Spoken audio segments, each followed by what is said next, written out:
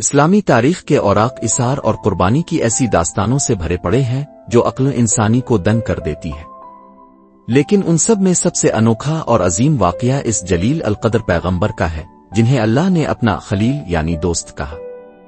حضرت ابراہیم علیہ السلام وہ ہستی جن کی پوری زندگی امتحانات کا ایک طویل سلسلہ تھی، کبھی نمرود کی آگ کا سامنا تو کبھی اپنے بوڑھے والدین اور وطن کو چھوڑنے کی ہجرت، لیکن ان سب میں سب سے بڑا امتحان وہ تھا جب انہیں اپنی سب سے پیاری متا یعنی اپنے بیٹے کی قربانی کا حکم دیا گیا۔ حضرت ابراہیم علیہ السلام کی عمر مبارک 80 برس سے تجاوز کر چکی تھی، لیکن گھر اولاد کی نعمت سے خالی تھا۔ اپنے اللہ کے حضور گڑ گڑا کر دعا کی، اے میرے رب، مجھے ایک نیک بیٹا عطا فرما۔ اللہ نے دعا قبول کی اور حضرت اسماعیل علیہ السلام کی ولادت ہوئی۔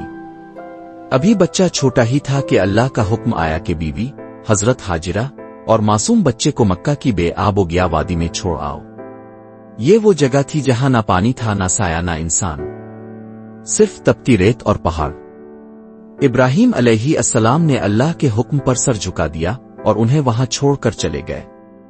یہی وہ مقام ہے جہاں زمزم کا چشمہ جاری ہوا اور مکہ کی آبادی شروع ہوئی۔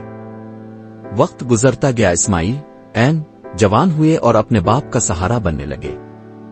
ابراہیم علیہ السلام مکہ تشریف لائے۔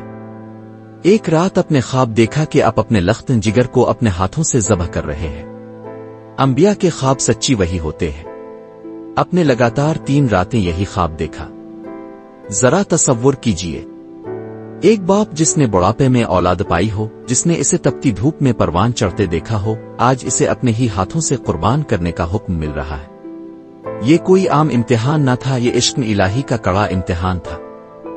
حضرت ابراہیم نے اپنے بیٹے کو پاس بٹھایا اور وہ بات کہی جو رہتی دنیا تک مثال بن گئی۔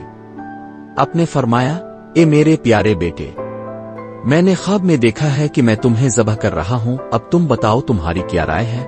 بیٹے کا جواب سن کر عرش الہی بھی جھوم اٹھا ہوگا۔ اسماعیل نے ذرا بھی دیر نہ کی، نہ آنکھوں میں آنسو آئے، نہ لہجے میں لرزش۔ فرمایا، ابا جان، آپ کو جو حکم ملا ہے وہ کر گزریے، انشاءاللہ آپ مجھے صبر کرنے والوں میں پائیں گے۔ سبحان اللہ، یہ تھا وہ جذبان اطاعت۔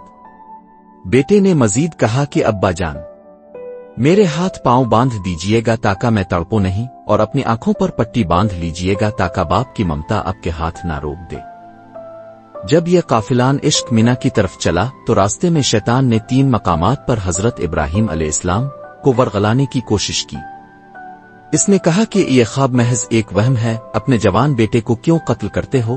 لیکن خلیل اللہ نے اسے پتھر مار کر بھگا دیا۔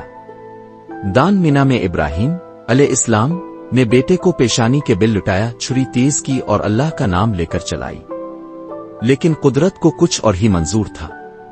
اللہ نے چھری کا اثر ختم کر دیا اور جبرائیل کے ذریعے جنت سے ایک مینڈھا دمبا بھیج دیا۔ حضرت اسماعیل کی جگہ اس دمبے کی قربانی ہوئی اور فرشتے پکار اٹھے، اے ابراہیم، تو نے اپنا خواب سچ کر دکھایا۔ یہ محض ایک کہانی نہیں بلکہ تسلیم و رضا کا وہ معیار ہے جو رہتی دنیا تک کے مسلمانوں کے لیے مشعل راہ ہے۔ عید الاضحیٰ کے موقع پر ہم جو جانور ذبح کرتے ہیں وہ اصل میں اس عظیم قربانی کی یادگار ہے۔ یہ عمل ہمیں سکھاتا ہے کہ جب اللہ کا حکم آ جائے تو اپنی انا، اپنی محبت اور اپنی جان و مال کی کوئی حیثیت نہیں رہتی۔